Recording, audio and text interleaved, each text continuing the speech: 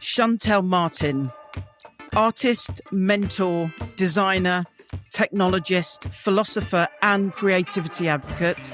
It's a pleasure to welcome you to the Creative Blood Experience. How are you doing? I'm very good. Thank you for having me on. I'm excited to talk to you and learn a little bit more about yourself, as well as just letting you know where I'm at as well. That's very generous of you, although that is not planned. But that's cool. We can go with it.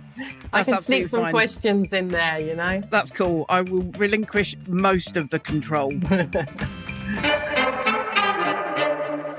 So look, you're in LA. It's an early start. I wanted to ask you, are you typically an early riser? How does your day normally begin? I've always been an early bird, and I've always liked to go to bed early as well. Since I was a kid, I would take myself to bed, at like 7, 8 p.m. with no problems. I've already been for a bike ride this morning along the beach, done a couple of meetings, done some emails, and, now I'm speaking with you today.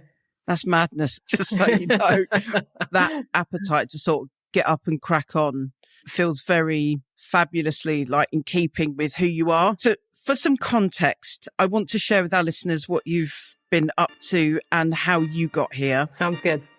Okay, so Shantell, born in southeast London, you defied your teachers at secondary school who seemed to suggest a young working class girl from Thamesmead had no business aiming for the arts. However, that's exactly what you did before going to Japan to teach English and art and began drawing live in Tokyo's mega clubs, where audience responded to your stream of consciousness work as you invited them to join into your process, bridging the gap between artist and viewer, a dynamic that underpins your work to this day. You have a deceptively simple visual style, and your medium of choice is an ink marker with which you draw free-flowing lines, characters, messages, and words, usually on white surfaces. One of the recurring motifs in your work is the question, who are you? Which is central to your creative drive to interrogate, and I quote, who we are at the core as people. You've collaborated with the world's most prestigious fine art and technological institutions, including MIT and Tisch, the Whitney, the New York City and Boston Ballets, the latter of which you not only designed the stage for, but choreographed the dance itself. You're as passionate about creating with the likes of Kendrick Lamar as you are school children, and of course, your grandmother. Guided as you are by the belief that everyone can and should see themselves as an artist. And in fact, you even have a TED Talk talking about just that. I love the fact that you are a consummate master of commercial collaborations, having quite literally led a session on the matter at South by Southwest based on your successful brand partnerships with the likes of Vitra, Max Mara, Tiffany and Co and the North Face, to name a few. And in fact, just last month, the W Hotel in New York unveiled the most incredible lobby entrance you created for them. You've received an honorary degree from Central St Martin's and even had your work acquired by the British government. Most recently, you've released an open source font called Shantell Sans, opened doors to a global travelling exhibit of your work in LA, and also just launched your first podcast exploring why artists create, called What's the Point? Shantell, no wonder you're an early riser. It sounds like there aren't enough hours in the day for everything in your world to happen. Thank you so much for taking the time to do this. Thank you so much. So apparently, at the beginning of every project, you assign it 4 words. So I wanted to ask you, do you have 4 words for your podcast? For my podcast, I would say curious, playful, community, history. You've recorded, is it like 5 or 6 episodes? There's 5 that have launched right now, but I've actually recorded over 15 episodes. Wow. And, for myself, it's been really fun because I'm speaking to a diverse spectrum of artists in age, success, medium, industry, and almost see them as kind of like oral histories of an artist speaking to artists and kind of trying to get to the core of why we make art, who it's for, how we got there, why as artists we choose this bizarre career path that, gets in the way of us doing really anything else but being an artist. And so they've been really rewarding and inspiring. And I've enjoyed kind of sitting down with my peers and having those conversations. I wanted to have these conversations because, you know, I often find myself having these existential kind of crises where I'm like, why am I being an artist? Like, why am I an artist? It is so difficult. You're exploited. The system is set up for you to fail. If you succeed, then you're called a sellout. You know, no one really gives you a plan to be a successful artist. And if you don't come from a certain lens of privilege, it's very hard to sustain yourself and also dream big. And so, you know, I would have these existential crises where I'm like, I don't know why I'm doing this. It's so difficult sometimes. And when I would have those moments, I would call other artists and friends and say, hey, like, I'm having a tough time. Like, I don't know why I'm doing this. I'm just struggling. You know, we're going to make stuff. And then we're gone. Like, what is the point? Like, should I be doing something else? Why can't I do something else? And so when I would have those questions for myself and pose those to my peers and my friends, they would often tell me about why they make art and often tell me a little bit about what they've enjoyed about my art. And I think those conversations have always helped to inspire me, to calm me, to put me back on that right path.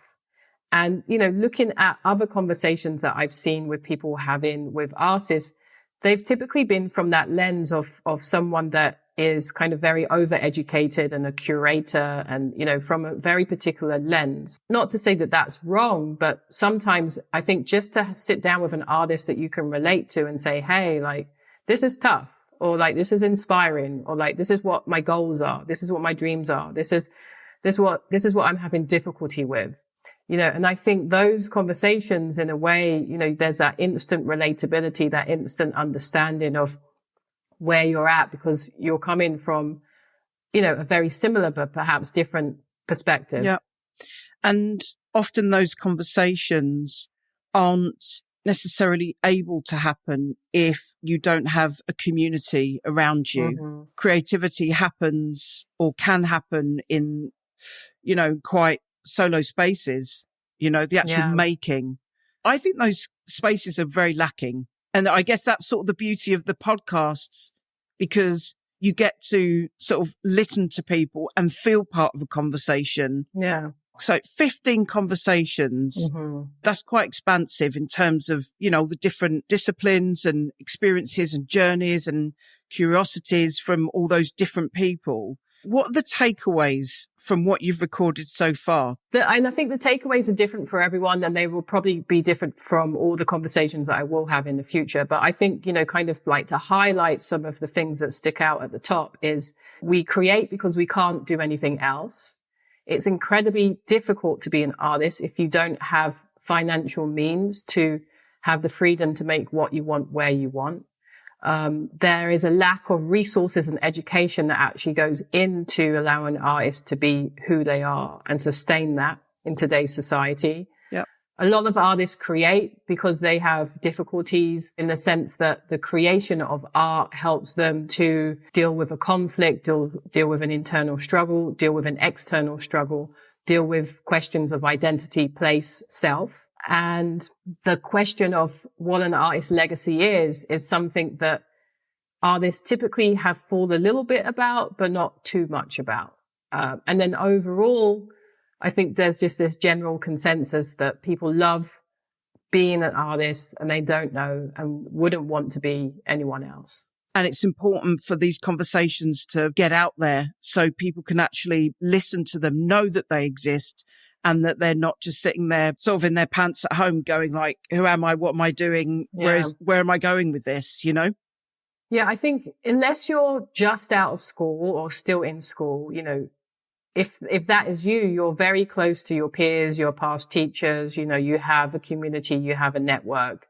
But the longer you've been out of school or a community or a system, the further you are away from kind of mentors, from people that can bounce ideas off you, from people you can have those conversations with. You know, you might see other artists or go to events or shows, but you're only really seeing people for like small talk or a little chit and chat. And even if you have coffee after, it's not an extended talk, just kind of about life and art. Yeah. So I think it does, really kind of lean into that. And also on my podcast, every artist that I'm speaking to, I've met somewhere in the world and kind of, brought them in because I'm curious about themselves and their work. Nice.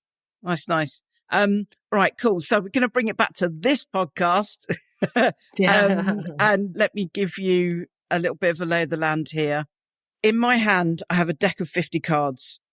Each card contains one question designed to reveal how you have navigated your creative experience so far, and in turn share insights that our listeners can take into their own creative lives. This show is all about passing it on. So in a minute, I'm going to ask you to select 10 of these cards. You can pass on one card and one card only.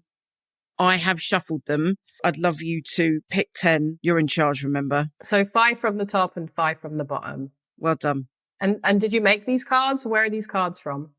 We made them. That's fun. Sometimes when I present, I do kind of public speaking. I'll just write lots of thoughts on different index cards and then shuffle them when I go on stage. Yeah. And then that will be my presentation. So it's kind of non-linear, just whatever comes up. So I love the idea of kind of questions or prompts on cards. Yeah, nice one. That's a lovely way to think, because I guess there's always a theme. Also, creative people don't think in these very linear kind of keynote ways. And so I think, when you use something like cards that you can shuffle, you're basically giving yourself that creative freedom to kind of not know where you're going, but be comfortable in that. Yeah. You ready for me to kick it off? Yes, please. No one's ever said please before. Right, let's go. Question number 1. Do you remember who gave you your first break in the industry? I think with regards to first breaks, I've had lots of little mini breaks, but if it's like a first commercial break, I believe, my friend Christiana, who is an incredible artist in the UK, Christiana Williams, she had a store called Beyond Valley along with a couple of other partners, and took some of my drawing from my sketchbooks that I was doing at the time when I just moved to Japan in the early 2000s, and screen printed them onto clothes. And they were selling them at the Beyond the Valley store on Carnaby Street, or just off of Carnaby Street in London. And I think that was the first time I saw my stuff, from a sketchbook on clothes, and then people were buying it, and then they sent me some, so I was wearing it. And, that was a really incredible feeling to be like, oh, wow, I can create something, and then someone can have the craft and the skill to edit that, to take some of it, choose a section, screen print it, and then blow it up, and then it looks great on fashion, so that was really inspiring for me at the time. And that was somebody who wasn't saying, can you make something for me? They were saying, can I take what you've done out of the context that you have typically made it in, and then make it into something else, and then sell it on a t-shirt, for example? Yeah. I think that's an interesting way of thinking about it. And I think, there is a thread of that throughout my work of, like taking elements, be it kind of philosophical or physical, and then pulling it in a place where it wasn't initially intended to, but then it's like viewed or consumed in a different way. And I think for those of us who didn't grow up going to museums and galleries, the art around us is what people are wearing. For us, like the museum is the postcard on your fridge. It's the t-shirt that you're wearing, the sneakers that you're wearing. Like that is the galleries and the art that kind of existed for us, like before we even knew those things existed. And so I think for me at that time, it's like, wow, like my work can be like a gallery, can be like a museum on the body that people wear around and they show off. And, they might be curious about it or they might not, but now it's existing beyond me and kind of out there in the world. That must have been an incredible feeling as well. Yeah. And I think once you have that feeling, it's possible. And then I ended up working with different fashion companies in Japan. I started putting my work on CD covers, doing visuals for J-pop bands. But sometimes you can only start doing those things once you know they're possible. And exactly. Now we have like social media and the internet, but blah, blah, blah. But back then we didn't have that. And I didn't know that those things were accessible and possible for me until I had that kind of first experience. Question number 2. What creative conversation do you wish you could have again, and with whom?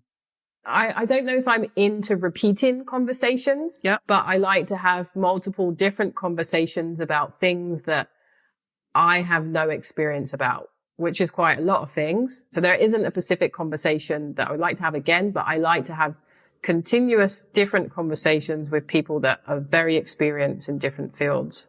Can I just make a part B to that question?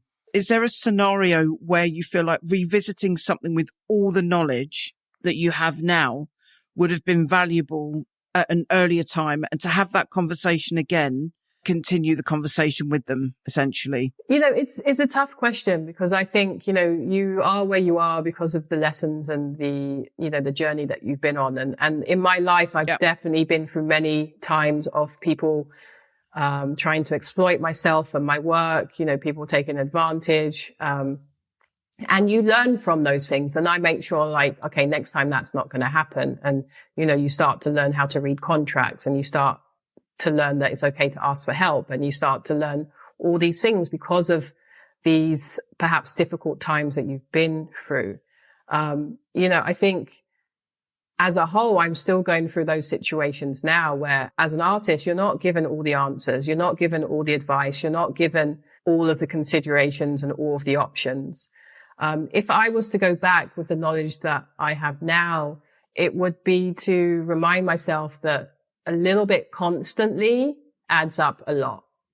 And, there's been times in the past where, I remember in like 1999 or 2000 getting a book on kind of like coding. And every few years I'm like, oh, I should code, or I should edit, or something like that. And, like now it's like 20 years have passed, and you're like, damn it. If I was doing that, I would know what to do now. Or I just started Kung Fu 2 months ago, and I just got my second belt, but like there's a little kid that's like 7, like that's like, whoa, hiya, way more advanced than me. And I'm like, wow, if I started like 2 years ago, I could be a green belt by now or something. And I think, kind of just to summarize that, if I could go back in the past, I would just say, hey, Shantell, like anything that you're interested in, taking photographs, coding, learning how to swim, learning how to drive a manual car, all of these little things. Just start a little bit now. And over time, those things will build up. And in the future, you will have obtained that knowledge, those skills, those experiences. You don't need a manual car in Los Angeles. Don't worry about it. I know, but I want to drive like some old classic fun cars, just like. Oh, yeah. You need one for those, definitely. And knowing how to operate a choke as well. Exactly. Nice. And obviously you're a mentor to others. I want to ask, do you have a mentor yourself? So I'm a natural kind of teacher, mentor, and it might be because I'm the oldest of 6 kids, so I've always had a tribe of younger people below me, even from like, a very young, early age. But I've also been always just open with what I'm doing and how I've done it and how other people can do it. Yeah. That combined with also feeling like I have to do everything by myself my whole life. Like if I don't do it, no one else will. If I don't imagine something for myself, no one else will. And I think there is truth in that. For the last couple of years, I've sought out mentorship in others. And I have a couple of people that I'll call once a month who are outside of the arts. And I'll just say, hey, like, this is where I'm at. Like, this is where I'm struggling at. This is what I'm doing. And they'll just kind of listen. And sometimes they might say, hey, I have someone for you to talk to. Or they might say, that's a great idea. Or they might just listen, kind of let me speak out loud about that. You mentioned multiple mentors, but outside of the arts. Why for that? Is that sort of necessity, or just sort of being able to speak more openly, or like why is that important for you? I don't want to put myself in a little box and say, this is the box I'm in. I think the work that I create supersedes that and has never wanted to be labeled or boxed in. And I think someone coming from outside of the arts doesn't come with any kind of baggage in the sense of what you should be doing, shouldn't be doing. And to be honest, I don't want to be a successful artist. I want to be someone that is able to have the freedom to create anything they want, in any industry, in any medium, to any scale, in any place. So to confine myself to the arts means I'm restricting myself and what I do. And I've seen it from a first-hand experience that being an artist has limitations, and people have limitations of what they feel like you can do. You know, if I'm on the stage speaking to thousands of people, I come off stage and, you know, you can tell people have enjoyed the talk, but the first thing they'll say is, oh, you're a good speaker for an artist. Or if I choreograph a ballet, they question me and say, oh, so you must be a dancer. And I'm like, no. You know, and so I've seen in multiple instances when I've done something that is creative and should be under the umbrella of being an artist, which should give you that freedom of to create whatever you want, wherever you want, and however you want. But if you go around with the label of an artist, there is suddenly a limitation on who you should be, what knowledge you should have, what you shouldn't do, what you should do, where you should go. And, you know, yes, I would like to have success in the arts, but at the same time, I would also like to knock those walls down from that very small box and have the freedom to go anywhere in any place if I wish. You've done that. Mm-hmm. What do you mean you want to? You've done it. I would like to continue doing that. Thank you. You know, like we have the thing called the healthcare system where there's no health and there's no care in it, you know, very limitedly. You know, can my philosophy or my work go into that? You know, I'm making music now. Where can I take my music? You know, I've always loved technology and have alpha beta tested things for years. Like, can my work kind of, you know, go into that sector somehow? You know, what are like bigger systems or objects or platforms that can be made? And, you know, it could even just be different where I go sit on a board, you know, a company board and like have that experience. You know, I'm just very interested in putting one foot in front of the other and seeing where it leads me. And that place it leads me doesn't necessarily have to be in the arts, but it has to be something that intrigues me and that I'm curious about, that I could perhaps learn from. That's a mindset. No one teaches you that kind of thing. No one teaches you. You're still looking for that mentor. You know, you're looking to create a legacy that's bigger than, you know, one theme. No, completely. And, you know, at the end of the day, I always think of myself like I'm just a kid from Thamesmead, you know, and I've just been like trying to make things I want to make and be able to share them. I also know within the arts, there are limitations to your success if you don't have that cheerleader in the corner. You know, time and time over again, when you look back historically over successful artists, they most likely had a wealthy patron in their corner paying for things. Or they were kind of married into a certain family where they didn't have to worry about finances and those sorts of things. And even like a couple of weeks ago, I'm here in LA, I got invited to Gagosian to see the Jean-Michel Basquiat exhibition that they had there. And, you know, we had this, you know, a really amazing curator take us through the show and show us all the works and all of the ephemera and materials that they had there. At the same time, they didn't really know that they were doing it. They basically disclosed in a way that like they were very proud of it. But Larry Gagosian, you know, one of the founders of the Gagosian, he was in Jean-Michel Basquiat's life from a very early stage, buying all his materials, paying for studios, flying him to LA, flying his friends around, writing letters to universities to put him in the collections, writing to museums to put himself in collections. And then you're like, oh, wow, like, you know, Jean-Michel Basquiat, he's someone that we just think of like he's just in the zeitgeist, he's in the culture, you know, he just was out there working on the streets. But they don't tell you, like, initially he's, you know, had a different perspective, very, very middle-class family, Puerto Rican, Haitian parents, great education. On the streets, he seems different because he wasn't, you know, hustling. And then very early on meets Larry Gagosian, who basically pays his way throughout his career, puts him in all these collections. And for me, like, the curator was, like, really proud of this fact. Like, look, you know, we are... You know, they helped him do this, they helped him do that, they helped him do that. And then for me, it was so disheartening because I'm like, oh, there is another example that you do not become that without that very wealthy advocate that has influence in the corner that ultimately is trying to set a market value. You know, perhaps they like the art, perhaps they have an interest there, or perhaps they just chose this person because that they can see that they're in the art world and in the art market, and their business is the market of art.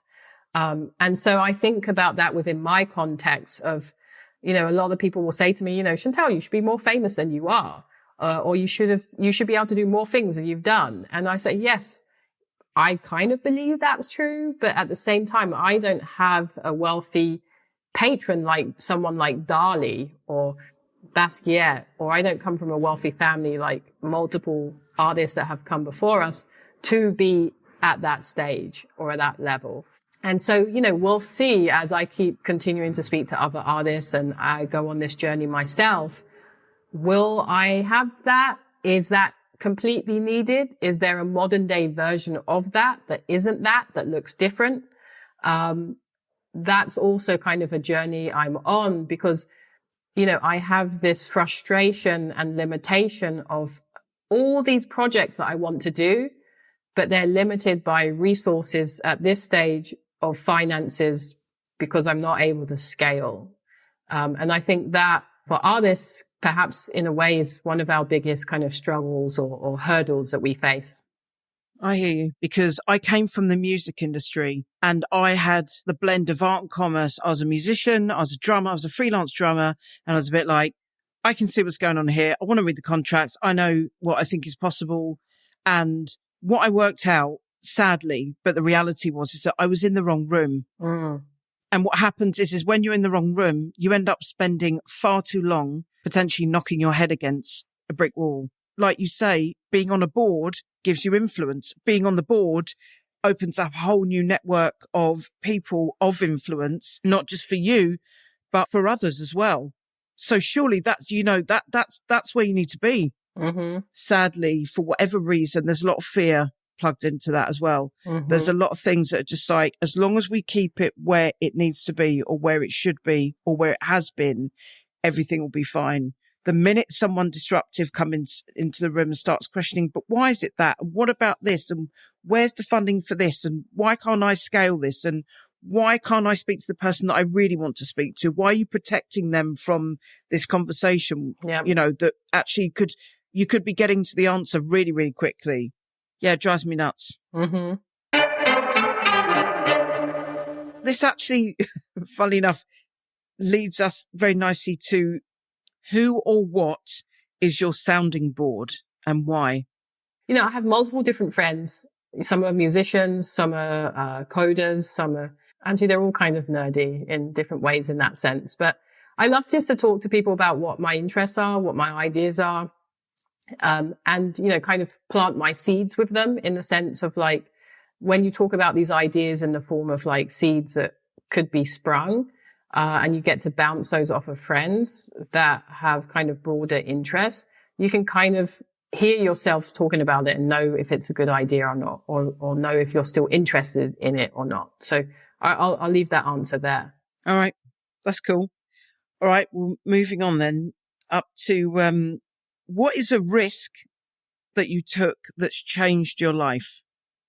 I think a risk that I took that changed my life was probably in maybe 2005, 6. I can't remember what year, but I went and did a 10-day silent meditation retreat in Japan on a little island. And for me, you know, the risk was doing something I was kind of scared to do, that I heard about, you know, going to be silent for 10 days. But the reward was that it changed my life. And I really realized that I had desensitized so many of my senses just to survive as like a human being in the environment I grew up in, kind of living in big cities, and reconnected with myself. And so the reward was very great for this risk of doing something that seemed very difficult and challenging and far away and unknown. Did you last for the full 10 days? Yes, and I've done multiple since. And for me, the first time was perhaps my best time and most rewarding time because I had no idea what I was getting myself into. You know, I kind of went in naive to it, but then was very focused when I did it, because I also did it in Japan, where, you know, it's kind of that that group support mentality in a sense where everyone's just there like meditating really hard for 8 hours. I've since done it in America and everyone's like, snoring in the hall or like napping or not coming in. So I'm grateful that I did it, in a culture where people were like just showing up and being very focused, because I plugged into that and kind of got the most out of it in that sense. Nice. Do you have sort of micro versions of that sort of silent retreat experience in your day-to-day life? Is that something that you revisit? So I stopped doing those retreats after I did them multiple times because I realized I get that benefit from drawing and walking. So when I'm walking, I try to be mindful. I try to be present. I try not to have my phone like in my hand or looking at that. I try not to walk and eat. And so I think if you're not going to go do a 10-day meditation retreat, you can just be present when you're washing up, when you're walking, when you're drawing, when you're creating, when you're eating. And I try to bring those moments into all of those kind of areas of my life. I don't succeed all the time, but I do try and be as present as I can be at those times. What's the one lesson that you keep having to learn on repeat? That's a very difficult question. I think it's not to wait until something gets too painful to deal with it, Okay, come on, keep going. That could be emotional. It could be physical, I had like a callus on my foot for like 2 years and it was kind of hurting when I was walking, but I was like, it's fine. I'll just deal with it. And then last year or early this year, I went and got it cut off. Hey. It took the guy like 2 minutes, just cut it all off. And then I'm like, oh my God, like I can walk in without pain. So I think, some of us do that to ourselves where we have some emotional or physical like discomfort, but we just live with it. We just get on with it because either we just say, okay, I'm just going to get on with it. It's not a problem. I'll deal with it. But then we just never get around to it. And so I have a pattern of doing that and like knowing I should do something with it and that life could be easier or more comfortable without it. But for some reason, just that like taking care of yourself or like choosing to schedule that and make that priority is something I have difficulty with. I'm really smiling. It's so like fabulously honest of you, talking about like bunions. I thought you were going to say something about, your approach to creativity or something. No, it's so good, so good. The bunions and the wisdom tooth, they've got me. How do you handle creative differences with collaborators or clients if you're, doing a brand partnership? You lean into it. The point of collaborating is because there is difference, because there is a different perspective, aesthetic, style, skill set, experience, history. And so I love to collaborate with friends, brands, institutions that have that difference, because then that is going to make me come to that project with a hat on, like, I don't know what this is or where it might go, but I'm believing that this brand or this person is very different from me and coming from a complete different perspective, or they're obsessed with something very different than I am. And that's super exciting because the outcome will be unknown, So I think that is something to lean into. Nice. Well, it's funny because it really, really jumped out at me when we were sort of had some back and forth in advance of chatting today. Your email signature says Shantell Martin, team player. And I wanted to ask you where that came from. When we were all doing our signatures at my studio, I was like, do I put CEO or do I put like the boss or something? And then I'm just like, no, I'm just a team player. Like I'm showing up to work with everyone, not people aren't working for me. They're working with me. And that's kind of how I see it across the board. When I collaborate, when I work with different brands or institutions or do kind of self projects, I'm just a team player. I just want to show up and leave things in a better place than I found them. Nice. How do you filter feedback and criticism? It depends what type of feedback and criticism it is, you know? Come on then, give us some examples. Well, if it's constructive and it's positive, like I love feedback because I love learning, you know? And so I'll listen to that. If it's feedback where it's more coming from a limited place, like when I first moved to New York, people were like, well, Shantell, if you do multiple different types of things, then you're going to devalue your work. And, you know, if you do this and this and this, you know, the art market is all about like, you know, limiting supply and yourself. And, you know, like if you're overdoing that, then people won't want to buy your stuff and you'll devalue things. And, you know, so I think that kind of feedback or criticism is not what I'm interested in. You know, I come to things with a lens of wanting to be open, positive, accessible.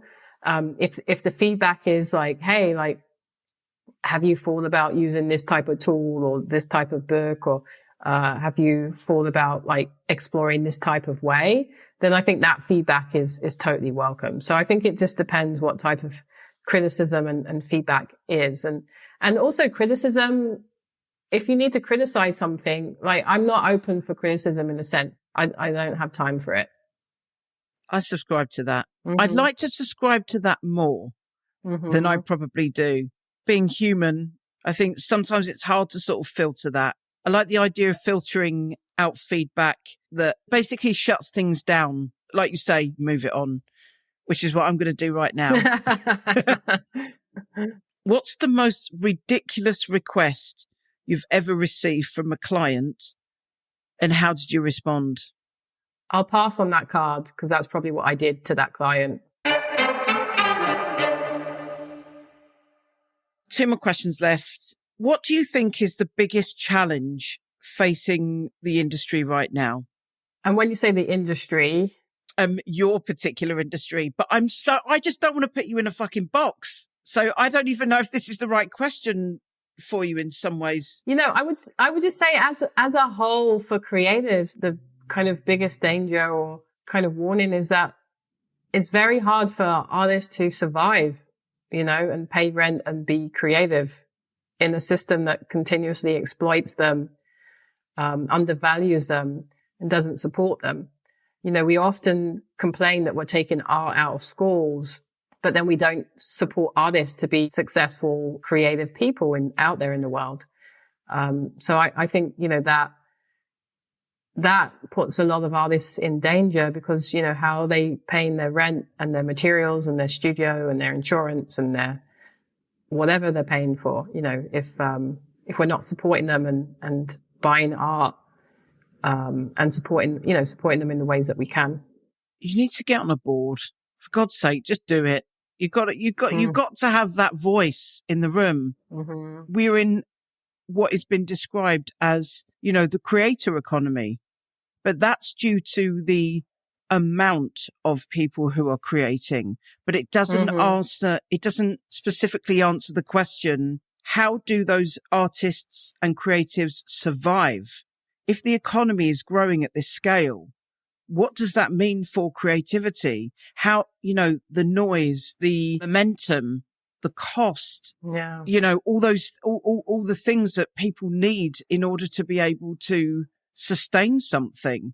Mm-hmm. Going back to what you were saying about Larry Gagosian and Basquiat, it can't just be about one person supporting one artist. It has to be about a bigger momentum and a bigger voice than that, surely. Mm-hmm. This is something I think about all the time. We know what the right choices are, but then people make choices. And that drives society and the world and the framework that we're in. And I constantly think about that. You know, we know what the right things are as society, where we should be supporting people, what we should be doing, the things that we should be prioritizing and focusing on for the health of the human race, you know, not to get like too holistic, but we know, but we don't make those choices.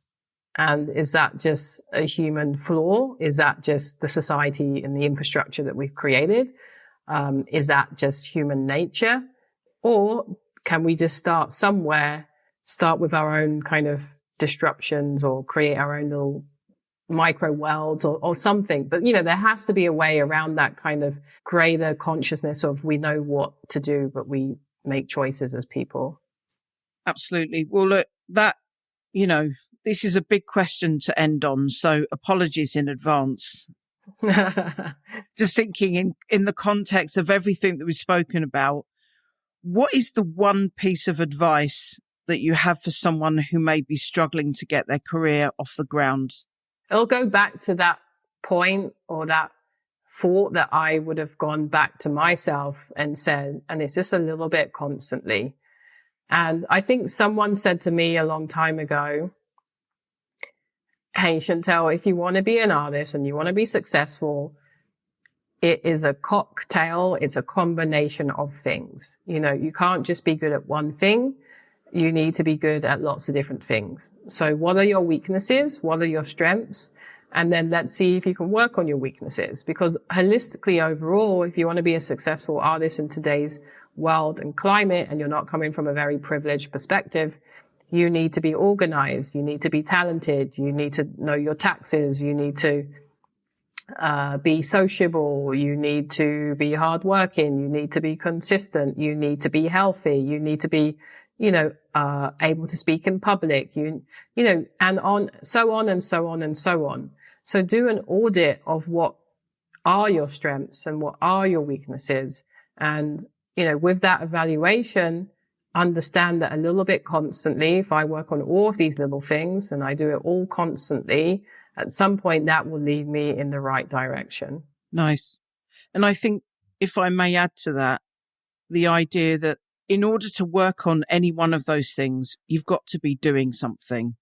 You've got to be making. Do you know what I mean? You've got to sort of put yourself out there, because I think all of those elements come about when you're in the conversation, or when you're in the environment, you're listening to things, even conversations you're not a part of, you're taking those in subconsciously, or you're making mistakes, like you say. You want to make your work and you want to make a living from it as well.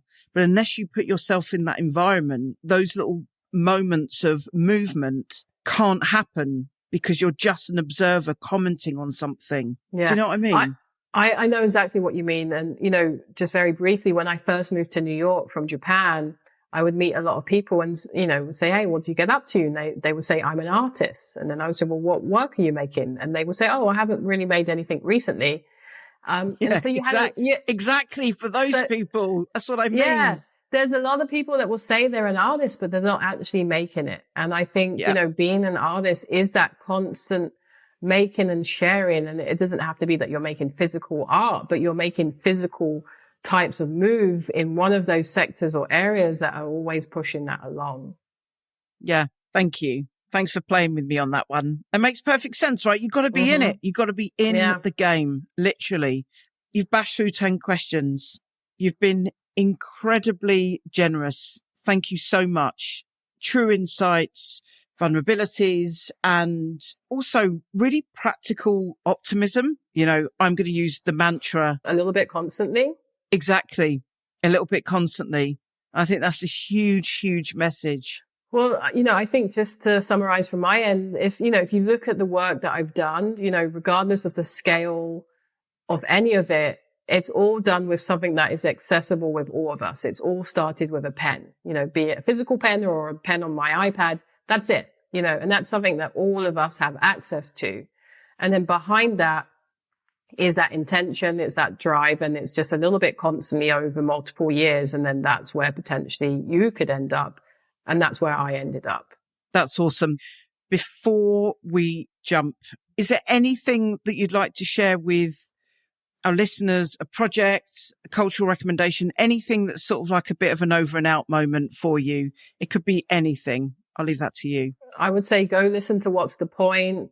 Go use Shantell Sans, my font, also available in Google Docs, and you can find it and download it in multiple different places. Awesome. And, get some good sleep, eat well, and create more. Thanks a million. You've shared so much. Really appreciate it. Well, thank you so much. It's been lots of fun. Thank you. If you enjoyed this episode, don't miss a single drop by subscribing and following the Creative Blood podcast. You can also head over to creativeblood.com, where you'll find even more inspiration from pioneering creative disruptors in fashion, music, film, art and entertainment. Let's get all these conversations out there and shared with fellow creatives. These episodes were crafted by the brilliant humans at Creative Blood and Scenery Studios. Thanks for listening.